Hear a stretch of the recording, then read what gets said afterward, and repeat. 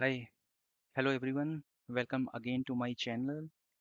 So in today's video, I'm again sharing further information on how to set up Azure DevOps for scaled teams or safe teams.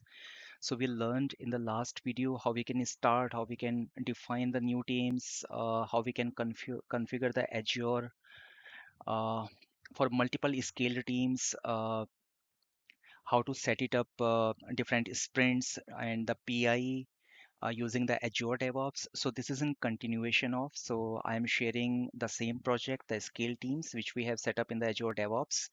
So this is the basic information. And if we just check the work items, so these were the initial, some of the work items that we defined, and we defined four teams. We defined Spartans, Royals, Adventurers, and we defined Explorers.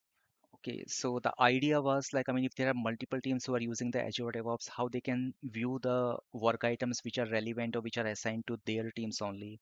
So if I look back and if I click on the backlogs, so I can select, which team I want to choose. So if I'm part of the Spartans, so I can see only the information, all the work items which are assigned to the Spartans team.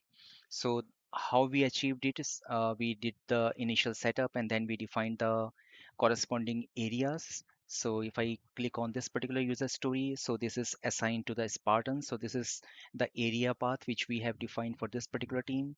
So in today's video, this is kind of like in continuation of like how we can utilize this particular information. So once we have done the basic setup, I mean, which we did in the last video number 18 on the Azure DevOps, and I will share the link in the description box as well for the new users.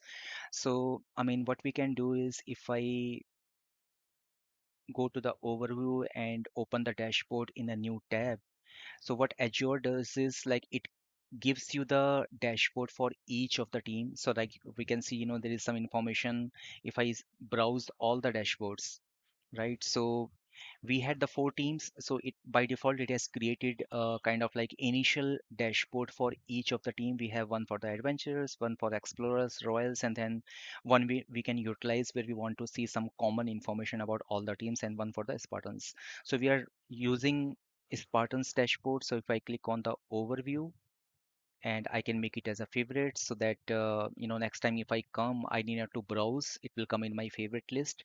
So right now you guys can see there is no widget added here, so there is no information. So we can always pick some of the information. If the teams are already started in the sprints, we can use the burn down, we can also use the velocity. So what we will do is I have defined a query. So basically if I open the queries in a new tab, so this is kind of a very basic query that I have defined for the Spartans team. So if I open the editor, so what I'm saying is for this particular team where area path is Spartans and state could be any, work item type could be any. That means, it could be epic, feature, user stories, or bug. So I just want to see, what all is in plate for the Spartans. So this is kind of a basic query, and what I have done is I have saved it as part of the shared queries, and this is very important. I mean, whenever we want to utilize any query and use it in our dashboard for any visit, all we have to do is that our query should be part of the shared queries. So now if I go back to the dashboard and if I try to add a widget, let's say we can select the widget chart for work items. So if I click on add and then click on done editing, so right now this is the widget that has been added in the Spartans dashboard. So this is not configured, so all we can do is configure widget and we can select the query. So all we have to do is just expand the shared queries and select the queries that we have defined. This is the Spartans backlog planned work, and we want a pie chart, and we want like based on the work item type. Okay, and if I click on, and this is kind of count of work items. So we will keep it simple. We just want like for this Spartans team, how many work items are defined in the backlog based on the type. So this is the initial information that has come up. So if I simply expand it, So it is showing me right now for the Spartans team in their backlog, there are 10 work items, and it is showing the distribution. Like, I mean, there are 6 user stories. We have, there is one bug as well. We have one epic, and these two are the features. So this is how we can configure uh, the different widgets for each of the team based on their needs. So I mean all these 4 teams, they are part of the same PI, they're part of the same train, we can say, but I mean they can have their own workflows, their commitment, and their sync in terms of the sprints that remain same. And we can define our own queries. Like I mean if we want to validate this particular information, so if I show you uh, if I go to the sprints, and this is our Spartans sprint, and if I click on the Spartans backlog, so we have 6 user stories, right? And we can also view this information from the work items. So here, if I select the areas as Spartans, so these are the 10 different work items which are currently assigned, which are mapped to the area path as Spartans. So we have 2 features which are showing here. We have one epic, we have also one bug, and there are 6 set of user stories. And this is what has been conveyed here.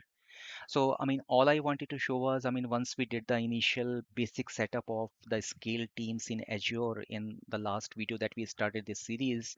So today's video, we can also see like how we can set up the dashboard for each of the team separately based on their needs, based on their work they are performing. And in today's video, we learned that, we can define a kind of like basic query.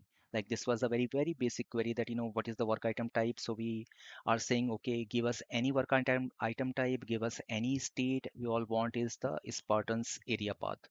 So we want this information, and this is saved as part of the shared query. And then we just went here and we selected the necessary widget, and we configured the this particular. I mean, if I click on configure, right? So this is kind of a basic information. And the second part that I wanted to cover for today is if I click on the boards. So this is my Spartans board, right? And if I look at any other team's board, so this is the Explorers.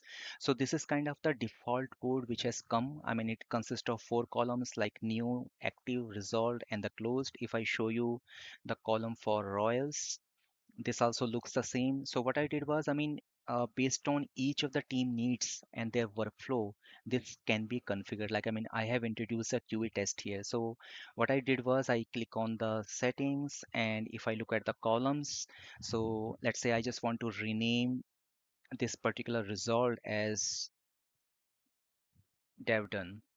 Okay, so if I see, I mean, for this particular team, based on their need, the kind of work they are performing, the kind of workflow which is mapped to their actual work, we have defined these states. So this team has defined like there is a new, then there is a active, there is dev completed, and then also the QA test and the closed.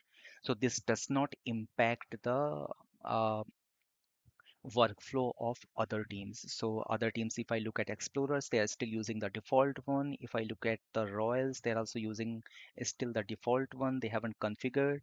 And same thing goes with the Explorers or Adventurers, right? So the important thing to remember is like this workflow can be mapped and can be configured based on the needs of each of the teams. So even though they are all part of the R teams, they need not to have the same workflow, they need not to have the same set of dashboard. Their work could be different. I mean, they might be working on the same product line, but they might be working on a different module, different kind of like a section of the product. So uh, a workflow can be configured. Similarly, a dashboard can be configured, and they can have their own set of queries that they can utilize when they are generating the different charts. So that was all about today's video, and I hope you guys liked it. And if you are new to this channel, please share and subscribe. Thank you. Thank you for watching.